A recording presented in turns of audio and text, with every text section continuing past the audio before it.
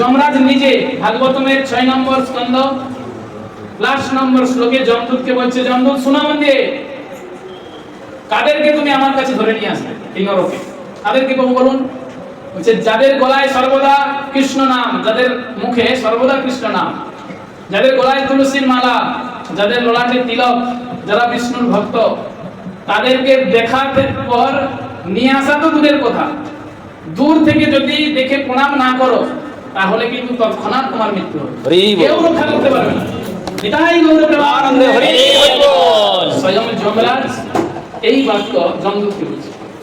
তাহলে কেউ যদি ভগবানের ভক্ত হয়ে যায় তাহলে সে যমরাজের আর অধীনে থাকে না, তাকে বিষ্ণুদূত বানিয়ে দেয়। আমাদের সেই জন্য এই মনুষ্য জীবনটা পেয়েছি কিসের জন্য? কৃষ্ণ ভজিবার তয়ে সংসারে আইনু। সংসারে আসার কারণ কি? কৃষ্ণ ভজিবার, কৃষ্ণ ভজন করার জন্য এসেছি, কৃষ্ণ নাম করার জন্য এসেছি। গাধার মতো খাটার জন্য আসিনি। বেঁচে থাকতে হবে, তার জন্য কিছু খেতে হবে, আর সেই খাবার জোটানোর জন্য কোনো কর্ম করতে হবে। সেই কর্ম করে যাতে খাবার জুটে, খাবার জুটার পর যখন খেয়ে দিয়ে বেঁচে থাকবো, বেঁচে থেকে কি করবো? কৃষ্ণ নাম। এটার জন্য আমাদের এখানে আসা।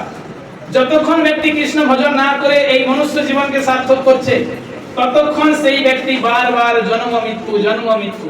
এখান থেকে আপনি মৃত্যু হয়ে চলে গেলেন, আবার জন্ম হয়ে আসতে হবে এখানে।